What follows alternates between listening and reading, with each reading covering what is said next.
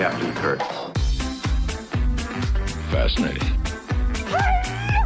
I'm a doctor, not a mechanic. Thank you, love you. Mwah. Most illogical. Aye, sir. Well, that was different. Yep, lousy, but different. Places, please, and here we go.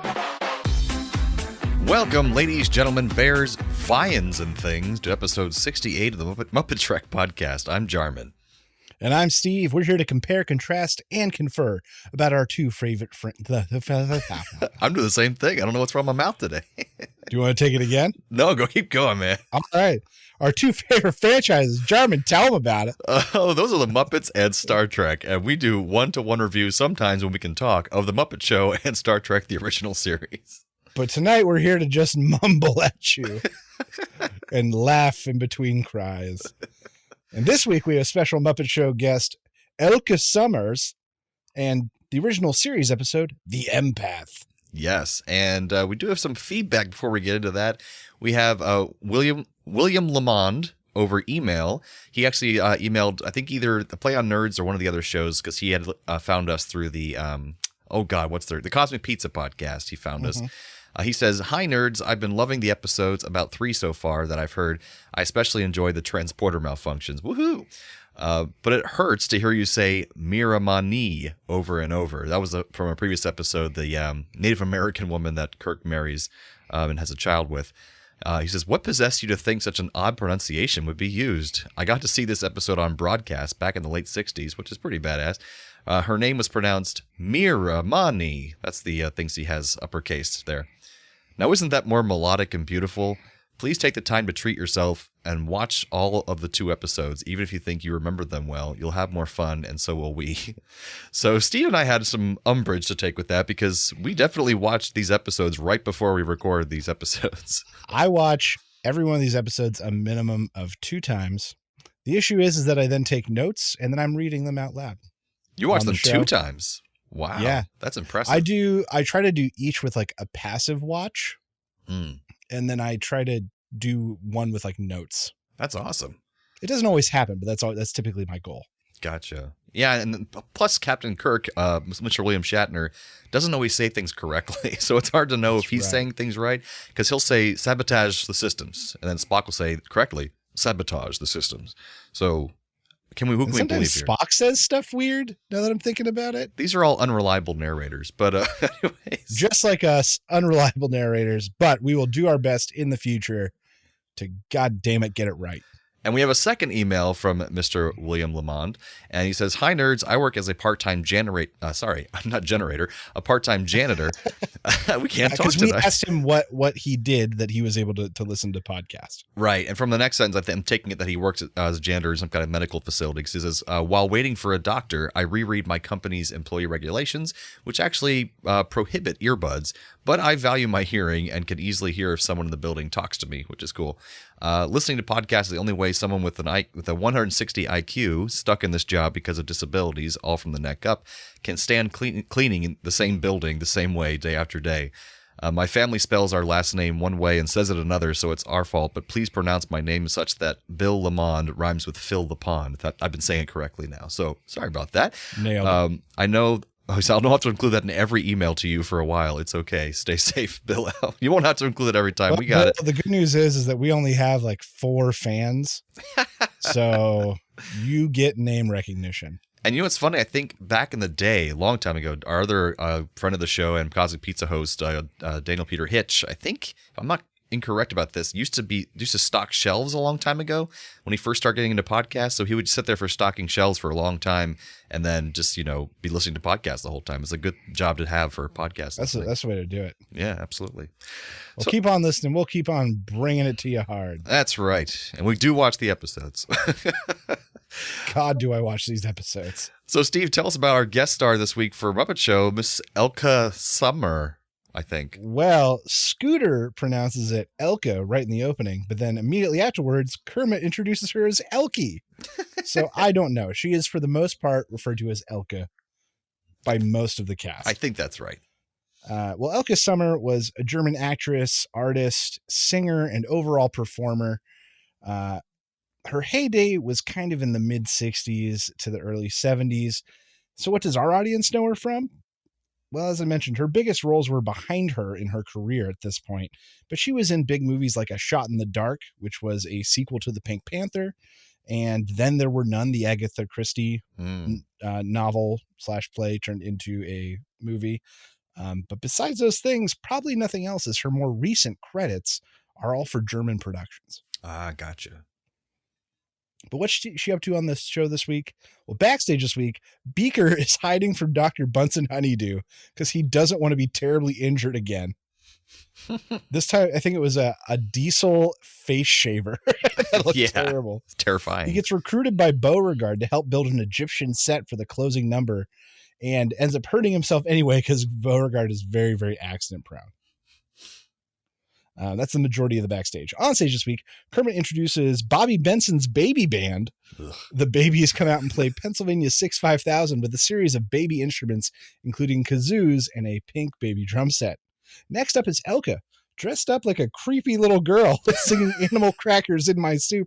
It feels inappropriate, and thank God Kermit says something. She tries again, but this time it's far too adult and sophisticated. And so he asks if she can do it their way. And so she comes out as just the head of a floppy armed puppet and makes it really silly for the final run through. Following this week at Pigs in Space, the Swine Trick is about to land on the planet Coosbane. They reveal that TV cameras are going to make whatever pig touches down first famous. So Piggy wants to go. Link Hogthrob can't figure out how to use the doors and then eventually falls out. Hitting the stage again, Bobby Benson's baby band. This is the UK spot. This time performing Tuxedo Junction. The babies give another adorable rendition. We then cut back to the Coosbane, the surface of Coosbane, where the Swine Trek has landed. And they can't find any life. They're searching around. And then right after they leave, the rocks come alive and think that they've been invaded. Mm-hmm. Following up is the wild world of Muppet Sports. This week, the finals of fish shooting contest. Featuring a goldfish in a bowl and a hunter with a shotgun, and somehow the shotgun misses. Finally, we get Elke's closing number, Row, Row, Row, performed on an Egyptian set that Beaker and Beauregard worked on. Animal beats the pace drum as rowers pull the boat and increases speed until it's a fever pitch and the boat sinks. Kermit thanks Elke Sommer. Beaker runs on stage with a chainsaw, which causes a panic, and this is what we called the Muppet Show this week. Jarman, what did you think about the Muppet Show with special guest Elke Sommer? First, I will say no to the babies. Like, they were on previous episodes, and they're so creepy. There's something wrong with those weird, twisted up faces of theirs, and I don't like it. I don't like it. I mean, but that's reality, though. Like, no. Fresh babies and old people do look kind of the same. I guess. There's some weird guy with a cigarette who's leading them. I'm just like, this is Bobby Benson. This is creepy as hell. What the hell's going on? So I just imagine he like ushers them into a kennel at the end of the act. Oh God, takes them to a van. And I'm just like, okay, that's over. And then they bring them out again. And I'm like, no, get those babies away from me. I don't know what I wrote this down. Piggy giving him the 5 was funny. What does that mean? I knew that meant something. Piggy giving him the 5? In quotations, 5 was funny. I don't remember. Huh. I don't know either. Note. That's weird. In reference to slapping someone, now that I'm thinking. Maybe. There was the whole hammer sequence with a Beaker and Beauregard was really funny. It was good. Because he finally gets out of the way and then he still manages to hit him with the hammer. I thought that was really funny. Yeah, that was good. The different languages sketch with Piggy and Summer was funny. Like she's speaking French with the only she speaks things that are on her perfume bottles. That was like good. And fun canon reference.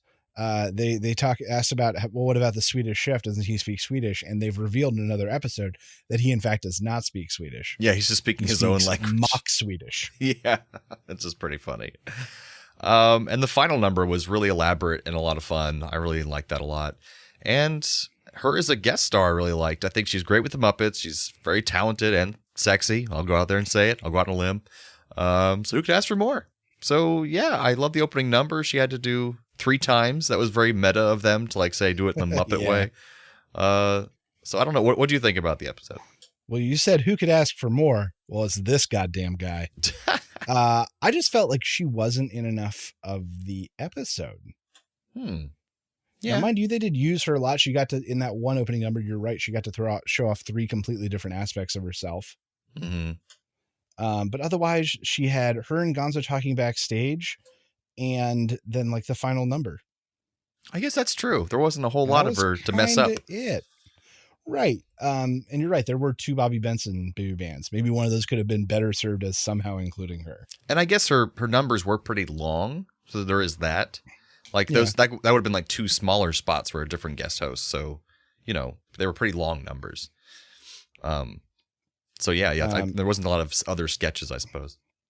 Yeah. So I don't know. I feel like maybe they underutilized her, but that's not necessarily her fault. Right. And then, as I said, a little bit repetitive with the Bobby Bensons, but we got an extra long Pigs in Space. That's true. Two scenes of Pigs in Space. So maybe that's a decent trade-off. Yeah, I mean, for me, it's a solid upper middle episode for me. Not no kind of top 10 or anything like that. But I'd put it kind of bare middle. All right, that's fair. That's fair. This might be the middle episode. It's like right there in the center of the season. That's fair. Well, music this week, there were some doozies. Pennsylvania 65000 mentioned, performed by, God, I just want to say it again because you hated it so much. Bobby Benson's Baby Band. Well, it was written in 1940 with music and lyrics by Jerry Gray and Carl Sigmund. It was originally recorded on phonograph, that's how old it was, by Glenn Miller and his orchestra, and it was a tribute to the Hotel Pennsylvania in New York City, whose number was at the time 65000. And by the way, little known trivia fact about that song, I played it in jazz band in high school. Oh, crap. Animal Crackers in My Soup, first sung in 1935 film Curly Top by the one and only Shirley Temple. The music was by Ray Henderson, a vaudeville composer. He did other hits like Bye Bye Blackbird and I'm Sitting on Top of the World. I'm sitting on top of the world. Yeah. Tuxedo Junction. This was another big hit for Glenn Miller of Pennsylvania 65000 fame. It was featured in the 1953 biopic about his life in which Jimmy Stewart played Glenn Miller. Very nice. And then finally, Row, Row, Row, written by James Monaco and Williams Jerome. It was a part of Ziegfeld Follies, which was a high-end Broadway musical review, which ran on Broadway for over 25 years. Wow. Jarman, what did you think was the best Muppeteering moment this weekend? This episode. I'm going to go ahead and give it to Row, Row, Row. I just think that was just incredible set pieces, a lot of Muppets to wrangle, and just like for that all to go down the way it did was pretty astounding. So I'm giving it to that. And she looked really hot in that outfit. So fair. I'm going to give it to the fish shooting.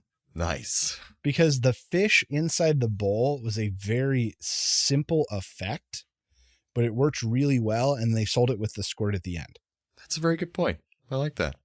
But that fish was much bigger, but then by putting it behind the bowl, it put it right down to the right size. That's true. It was well done. That's not easy. Simple effects. Mm-hmm. So, Jarman, what happened to this week of Star Trek, the original series? Oh, boy. So we have Star Trek episode The Empath. So the Enterprise is sent out to recover some research personnel on Manara 2, this other planet, because the star near it is about to go supernova. So Kirk, Spock, and Bones go down to get them and send the Enterprise away to get a safe distance from the solar flares that are happening from the nearby sun. So suddenly, when they're on the planet, they get transported to an underground lair in the planet and find themselves trapped there with a single woman laying there. And she's apparently a mute with no vocal cords, and Bones just randomly decides to call her Gem for some reason, which is a cute name. Gem and the Holograms. Suddenly, 2 aliens appear and attack them, and they injure Kirk. And so they figure out that Gem is an empath, as she can sense their emotions, and she can even take on Kirk's injuries onto herself, and then she heals her own self from the injuries. So she has some kind of superpowers. And they start to search the cavernous room that they're in, and they eventually find a laboratory and giant tubes where the 2 missing research personnel are, but they're both dead in the tubes, frozen in a really gross position. And then one of the aliens arrives, but Spock hits him with a nerve pinch, and they're able to escape to the surface. But once there, they see a smiling Scotty there with a landing party. He's waving to them all happy-like, but they quickly find out that it's just an illusion created by the aliens. So the aliens transport them back to the lair, but take Kirk and Gem to the laboratory where they start torturing Kirk with his shirt off, of course. And the aliens, who are called Vians, or Vians, say that they are experimenting on him, just as they did with the now dead research personnel, but they won't tell him what the point of the experiment is. So then Jen and badly injured Kirk are sent back to where Bones and Spock are, and Jem heals Kirk again, but only after Bones encourages her to do so. And it seems like it takes a lot out of her, and Kirk is still woozy afterwards, but he's mostly okay, because he has the effects of like the bends, which is very strange. So the VNs come back, and they say they need another test subject, and since Kirk is the captain, he must choose who that next test subject will be. And they say that Bones will most likely die from the experiment, and Spock will most likely suffer severe brain damage. So they leave and let Kirk decide, but Bones hits Kirk with a hypo spray to knock him out. And Spock then tells him, oh, that was a good idea because now I'm in charge and I get to choose myself to go. But then Bones hits him with a hypo spray as well, knocking him out as well. So Bones then tells the returning Vians that he will volunteer as their experiment. And when Kirk and Spock eventually wake up and they find Bones gone, they use one of the Vian devices nearby to transport themselves to where and Jem to where Bones is being tortured. And he's pretty much dead at this point. He's near death. So they untie him, and they're about to urge Jem to go heal Bones like she did Kirk, but they're frozen in place by the Vians. And the Vians tell them that Jem must choose on her own volition to risk her life to save Bones, because apparently this is a test to see if her race of people on a nearby planet are worth saving, because they can only send one planet full of people away to avoid dying from the supernova, and the rest of the planets in that system are just going to die. So Jem eventually does try to save Bones, but he gets enough strength in him to push her away, saying he doesn't want her to die saving him. And the Vians say that it'll only count if she actually risks her life or dies saving Bones. But Kirk then convinces them with some Kirk Fu brain stuff to tell them that they've lost all their compassion, and they're just thinking purely logically with no compassion, and that Jem has definitely done enough to pass. So he seems to convince the Vians that they have the error of their ways, and they heal Bones themselves and Jem. And it appears that they've let Jem pass the test, and they disappear, and Kirk, Spock, and Bones return to the Enterprise and have a really weird conversation about the Bible on board with Scotty. There were I think two kind of goofy biblical quotes. Yeah, in this episode. It was odd. odd. Caught me a little off guard. Me too. So what do you think of this episode, Steve? So things I liked. I liked that when they were in their prison, for lack of a better term, it was almost like a black box play. Yeah. With unique settings and weird set pieces that kind of insinuate a set. Like there was something kind of like college theater about it that I really dug. It was apparently because they had no budget left in the third season.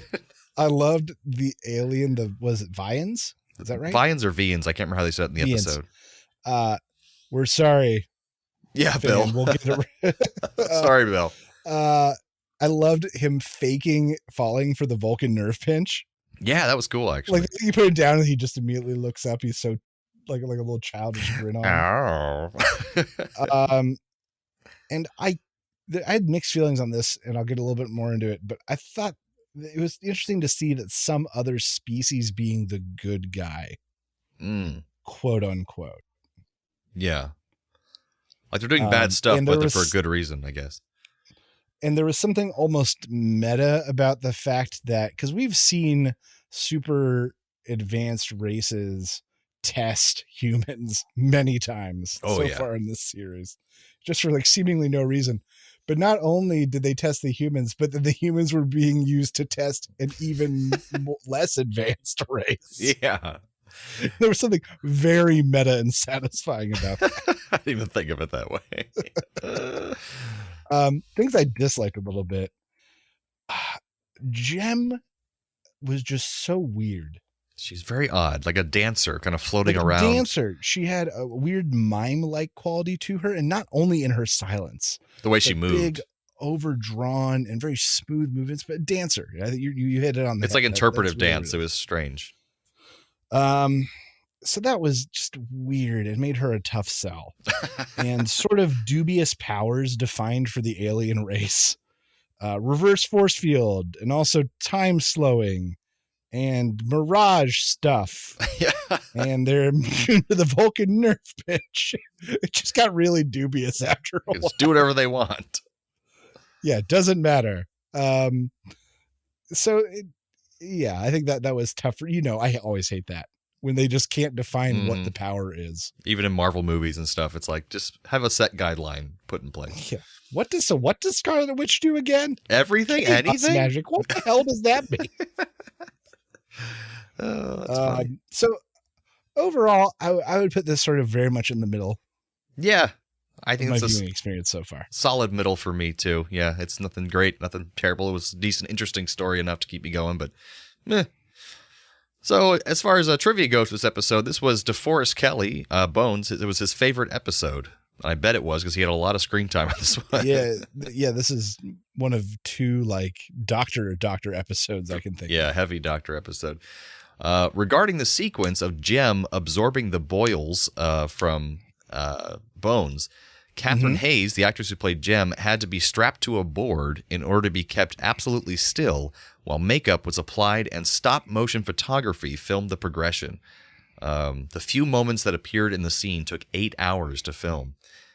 Wow. And I thought they just kind of did some kind of blending technique through different frames, but no, that was actually stop motion. I can't believe that.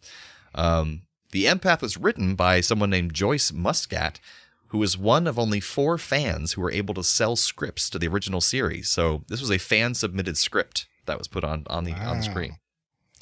Okay. Yeah, it's pretty cool. The orange-red flickers that accompany the Vian transporter effect are frames of the same effect created to represent the Medusan ambassador Kolos from that previous episode we watched not long ago. Yeah, same exact thing.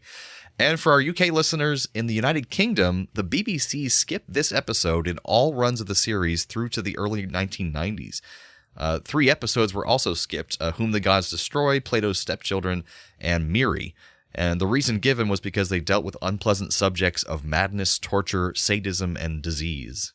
But as of 1990 and the early 90s, they're now in circulation. So it's just weird that BBC decided to take this episode out. It's like they want to protect those poor Brits. That's right. So do we have a Trek connection, Muppet connection this week? Boy, do we. Well, Elke Sommer played different characters on 3 different seasons of The Love Boat. Yeah, she did. And as we've established, many Star Trek one-shots and Muppet Show guests have been on The Love Boat. Hell yeah, they have. Also, Elke Sommer and her then beau, Joe Hyams, appeared on a celebrity couple televised show called Tattletales. And on the very same episode were featured William Shatner and his then wife, Marcy Lafferty. Well, look at that. That's a connection. Well, look at it. Look at it. Look what you did. Well, you got to look really close because it's hard to tell these episodes apart. They're so similar. I mean, so similar. First, we have Beaker getting electrocuted by Beauregard, just as Kirk and Bones get zapped by the Vians. I like it. Mm-hmm. Both feature someone behaving childlike. Jem, the goofy empath, and Elke, when she was playing a little girl at the beginning of Animal Crackers in My Soup, and it felt really gross. That's true. Same episode. I mean, Miss Piggy cannot communicate with Elke Sommer in French, just as Jem cannot communicate with Kirk, Spock, and Bones in any language. Nice. Both feature the crew trapped by something they don't understand. Bones, Kirk, and Spock by the kind of reverse force field thing, and Captain Link Hogthrob doesn't understand how doors work. That's true. Oh, man. Oh, what's that noise? Transporter malfunction. Transporter malfunction. All right, it's that time of the show where we transport one character from one of the episodes to the other and vice versa. So what you got for us, Steve? Trek to Muppets this week. I'm going to bring over Jem the Empath and just replace Elke Sommer. Because I wasn't super impressed with her, and something about her dance-like movement made me think it would work out. Yeah, it'd be entertaining for Muppet episode, sure. Just her wandering around and like with flickery, fluttery hands. Yes. And then Beaker gets hurt repeatedly, and she absorbs his hurt from him. And eventually kills her because he's hurt so much, so often. Right. But then she passes the Vian test. They poured into the episode. Like, you somehow have passed. they're also there. This was also part of our experiment. I'm from Trek to Muppets. I'm going to have Kirk come over and take the place of Link Hogthrob. I can't believe we haven't done this before. Maybe we have. He'll show them how a ship is really run and how you really make first contact with those rock people. You know, like he's got it down. It's true. He's a diplomat. That's right. Muppets of Trek, I've got taking the gangly green screen Muppets, I guess technically black screen at the time, from Animal Crackers in My Soup and replacing the big brain Vians. just big, gangly, big-eyed things. That would kind of work, actually. Their motivation would make almost as much sense. For Muppets to Trek, I'm going to have Miss Piggy come over to replace Jem because it would drive Miss Piggy completely mad not to be able to say anything for a whole episode. Yeah, just her holding her tongue for a whole episode. Oh, God. I tried doing a Miss Piggy voice and started coughing. And he died. Oh, God. It's really hard to do Miss Piggy's voice. Oh, yeah, not hurt yourself. So, yeah, I think that brings us to the end of episode 68 of the Muppet Trek podcast. Join us next time for the Muppet Show with special guest Sylvester Stallone. An original series episode, Elan of Troyes. So, from the lovers, the dreamers, and us. Live long and prosper, everyone. Thanks for listening to the Muppet Trek podcast. Be sure to follow us on social media on Facebook and Twitter. Subscribe to us on Apple Podcasts, YouTube, Spotify, or your favorite podcast platform. This podcast has been brought to you by A Play on Nerds.